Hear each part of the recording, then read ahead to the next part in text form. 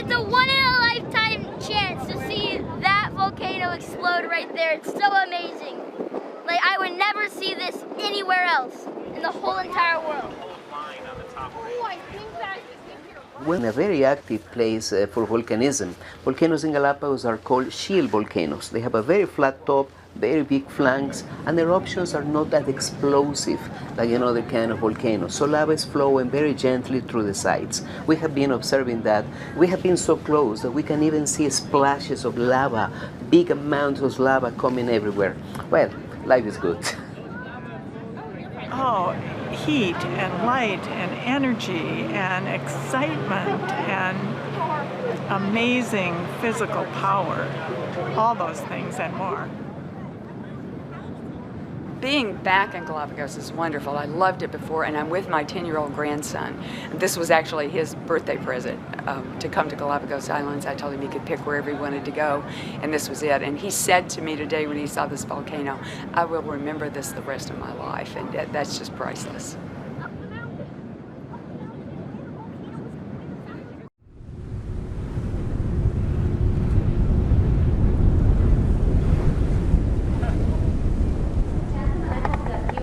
Outside and enjoying this eruption. We haven't gotten any official news from the park or the Charles Darwin Research Station. I'm going to call them. Maybe they know exactly where the eruption is, maybe on the other side of Fernandina. Maybe it's inside the caldera, but let's enjoy it the way it is right now. This is something that doesn't happen all the time. And we'll give you more details as soon as we have them. Thank you. Well, this is a very exciting day. This is something I did not expect to happen, but last night we were talking about it. It was more like a joke. I said that this is the area, the part of the Galapagos where the unexpected can be expected.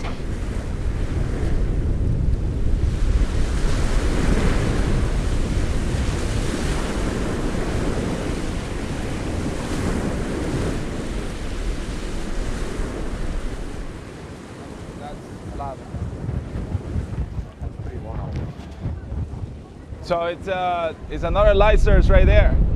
That's not the reflection of the sun. That is molten rock coming out of that island. As far as I know, we were the very first ship reporting the eruption. We sent reports to the National Park Service, to the Charles Darwin Research Station, to different scientists. So we were the ones breaking the news. You can feel the power of planet Earth, and that's an amazing experience to see how these islands were formed. We were right there when it happened.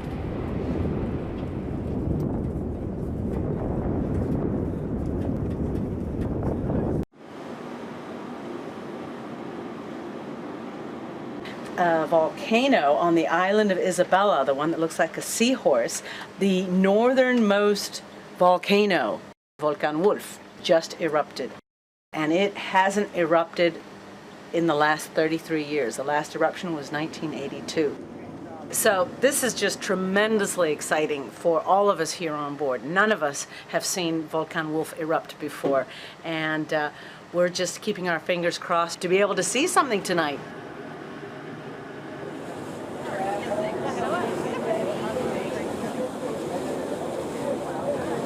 We're looking at a volcano that just erupted, and we think it's so cool. I mean, it's pretty much the coolest happy hour. We're really enjoying it very much. It was quite the treat. I think Cindy was saying last time it erupted was 33 years ago, so we feel very lucky and fortunate that we're here for it.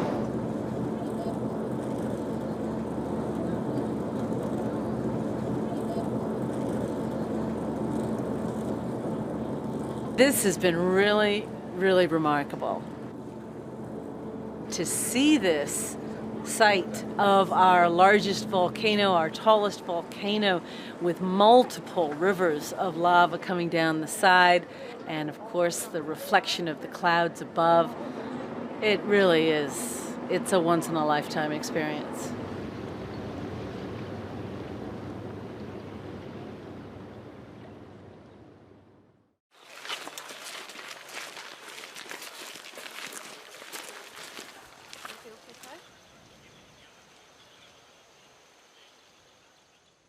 Okay, we are in Santa Cruz Island, in the middle part of the archipelago.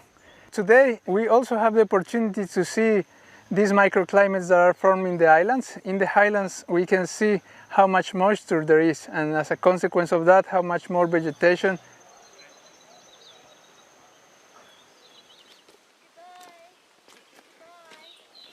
Well, lava tunnels are fantastic in this island. I grew up in this island and I explored those tunnels. Now I have the chance as a guide to come with people and explore those caves, share a little bit about the experience that I had growing up in these islands, but also talk a little bit about the geology and the reason why and how they were formed.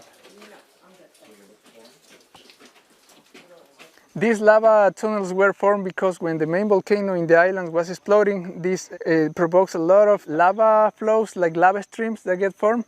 And because the outside of the crust of these lava flows are exposed to the air, they cool down a little faster than the inside. So the lava keeps flowing inside, but the crust is already formed. At some point, these lava caves get emptied of lava, and inside you have these hollow caves where we have the chance to explore now.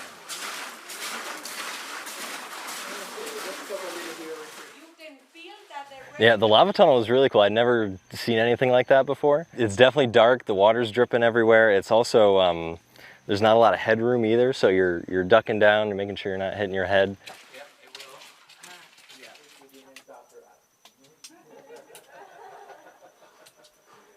The trip has been really awesome. It's been amazing because I feel like my whole perspective of this place has really changed for the better.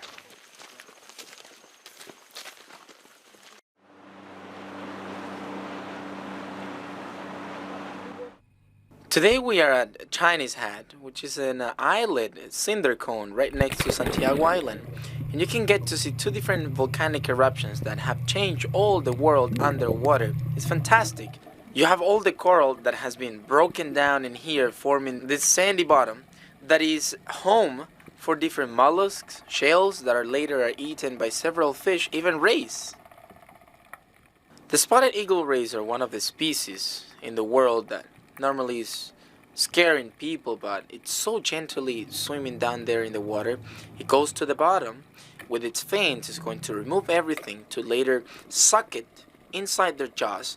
They crack every shell of the crab or any mollusk, and then later they will expulse it through their gills. So that's how they can filter all the food they're getting from the bottom. When you go in underwater, you will never expect a flightless bird, but there you have a Galapagos penguin. It is a flightless bird, but when you have it underwater, it really flies and it goes at over 40 km, so it's a fantastic experience to see how the bird is right there at the surface looking for fish, maybe black-striped solemas, maybe sardines, to later burst using some of the air that is isolated by the feathers that will give them a much faster speed to get the fish that they really need. Then later they will basically go up on the rocks and rest and dry some of the feathers and preen. What a unique experience. My name is Grant Darcy. I'm from Chicago, Illinois, and I'm with the National Geographic Islander.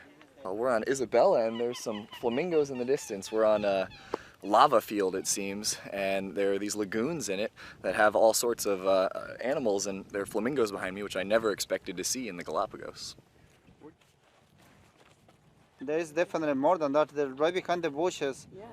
I see 2 more. So there's a total of like 10 of them. But I'm feeling like this is a completely different experience than anything I've ever experienced before. And even just being on this island is completely different than any of the other islands that we've seen so far. Something so unreal. Well, we stepped off the boat, and all that's surrounding us is these lava fields. There's maybe a cactus or 2 sticking up, and they said, yeah, no, it's a wildlife walk, we promise. And we get to this lagoon, and out of nowhere there's these 10 bright pink flamingos, the only thing that's colorful on this entire island that we've seen so far. And it's like someone put a piece of Florida on the moon, and it's in the middle of the Pacific Ocean here. I had no idea what to expect coming down to the Galapagos. I'd seen a documentary or 2 and read a book before coming down, but it's everything's just been fantastic. It's been a completely different experience than anything I've ever had in my life, and I'd recommend anyone to take a chance and come down here for themselves.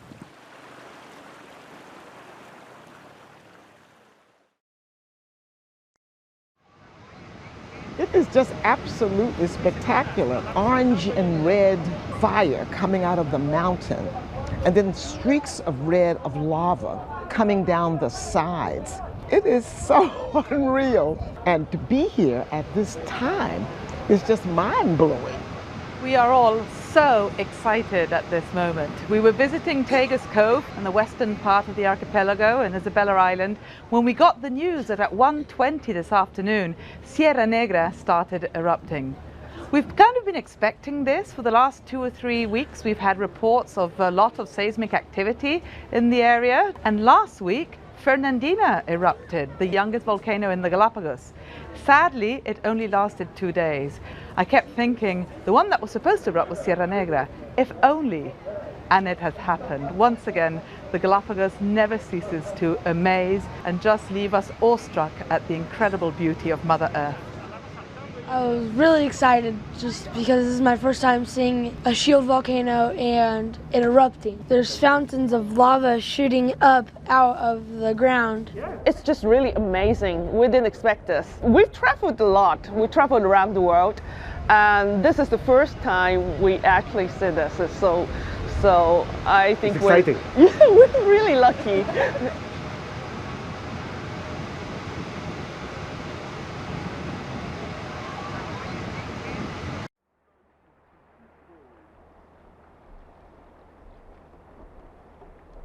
Welcome to Bartolome Island.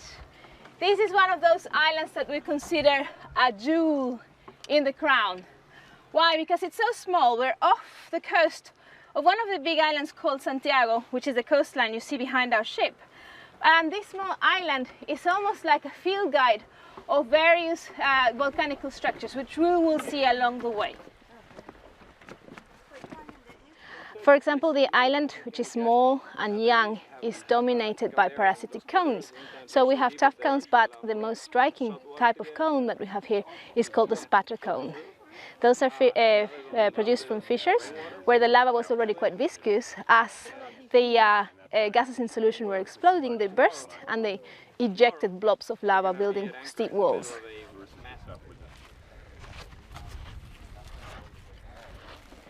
You've just done the longest stretch of stairs. Good. Good. I really like this island because it makes you feel like you are back in time, that you are back in the origins where the lava flows are still young. There's very little colonization by plants and animals. So it's just going back to what the core of the Galapagos are, volcanic oceanic islands. It's great. Beautiful. It's lovely, isn't it? Lovely. It's so expansive, and it's a big difference from the other islands too as well. You see that sort of the youngness of the island. It's really good. Yeah, it's beautiful. This is great. Beautiful scenery and good exercise. Especially the exercise part was good.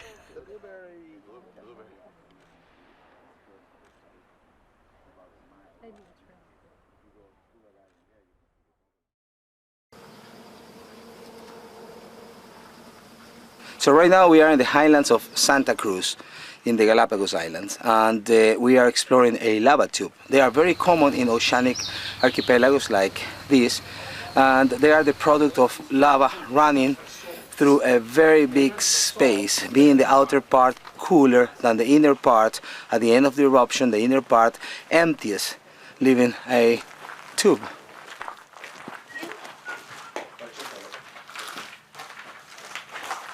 With your light, you can check out at the texture of the walls of these lava tubes. We have very interesting formations, aggregations of minerals that they look like jewels. It's beautiful. All right, let's go a little further. Actually, they are very interesting, even though they are devoid of any living entities. They are pretty common in the Galapagos. Every single volcano has hundreds of lava tubes, even though only few have been discovered.